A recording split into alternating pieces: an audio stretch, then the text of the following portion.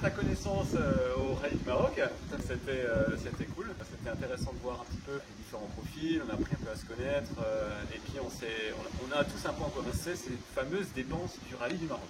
Donc, on l'a bien dit, hein, on va un peu essayer de vous éclaircir parce que qu'est-ce qu'on a besoin aujourd'hui de débourser pour un engagement au Rallye du Maroc? Alors moi, j'ai comptabilisé 8860 €. Ouais. Ludwig, tu peux m'en dire plus? Je sais que toi, t'aimes bien calculer là, donc tu as un peu plus détaillé. Alors, ouais, bon, j'ai une petite prospect sous les yeux. Tout d'abord, l'inscription au Rallye du Maroc est à 5 000 €. D'accord, on a 4 800 € de frais d'inscription plus un forfait essence à 260. Donc on a 5 000 € d'inscription pour le rallye. Mais pour le faire, on doit aussi souscrire à la licence FIM. Le timbre coûte 850 €. Ensuite, là-dedans, il faudra qu'on ramène la moto sur place et qu'on pourra la ramener à la maison. Donc ça nous coûte 1 000 €. Ensuite, il y a notre transport à nous, transport personnel. Donc l'avion, aller-retour, on part sur 350 €. En plus de ça, on a l'essence. Donc chaque jour, on doit faire nos pleins dans différentes stations lors de nos liaisons. Donc on part sur un forfait approximatif de 300 € pour 5 jours. Et ensuite, très important, la location de l'Héritrac pour la sécurité, 380 € et la location du GPS qui est à 680 €. Donc le tout nous amène à ce fameux total. Voilà, donc en rallye, hein, c'est vraiment, il y a plus de dépenses annexes hein, par rapport à un raid où on n'a pas de location de GPS, pas d'Héritrac, on a plein de choses qui ne sont pas comptabilisées. Donc c'est vrai que de faire un raid, c'est roulé et pas chronométré, ça nous coûte clairement beaucoup moins cher. Oui. Donc pour les amoureux du désert et ceux qui veulent un peu apprendre à découvrir la chose, c'est vrai que le raid reste une porte d'entrée sympa. On fait un petit roadbook sympa et puis on n'a pas des coûts énormes d'administration. Mais là, tu vois, l'équipement nécessaire pour un rallye, parce que là on est à 3 940 €.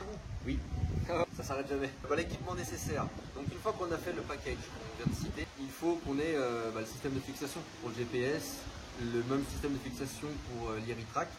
Donc la fixation GPS c'est 780 €, la fixation Héritrac c'est 396 €. Ensuite on est parti sur 2 trains complets de pneumatiques, d'accord.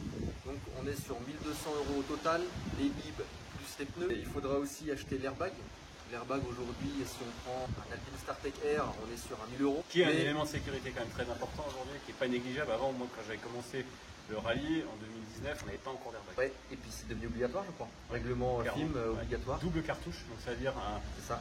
un climb simple cartouche, un furigan simple cartouche, ça suffira pas. Donc il faut vraiment arriver sur un double cartouche à double déclenchement. Il faut les présenter 3 cartouches de rab. Donc aujourd'hui 3 cartouches chez Alpine Star c'est 100 € par cartouche, donc 300 € en plus.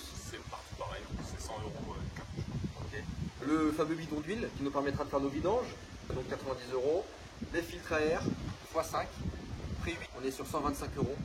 Et le camelback de 3 litres, très important, qui n'est pas négligeable, ça paraît logique, mais on part pour 50 € le camelback. Et puis en prévoir un deuxième, c'est pas non plus négligeable. On peut partir avec 5 litres, moi je l'ai fait. Ça permet d'avoir de la réserve, si on consomme pas mal d'eau, au moins on est sûr de ne pas se déshydrater, si jamais on se perd, on sait jamais. Donc on a le total de 3 940 €, plus ce qu'on avait avant, donc ça nous ramène quand même à 12 800 €. C'est pas négligeable, on oublie souvent les faux frais, donc c'est pour ça que voilà, il faut réussir un petit peu à bricoler pour retrouver le budget nécessaire. Et c'est vrai que de partir au premier abord directement sur un rallye du Maroc, il faut quand même réussir un peu à calculer tout ça. Merci Ludwig, c'était top. Déjà de voir un petit peu débriefer tout ça. Et là maintenant on va attendre notre collègue Joe qui va arriver pour dire ce qu'il a fait vraiment sur sa moto d'enduro pour pouvoir partir pour un rallye. Merci Ludwig. Je t'en prie, avec à plaisir.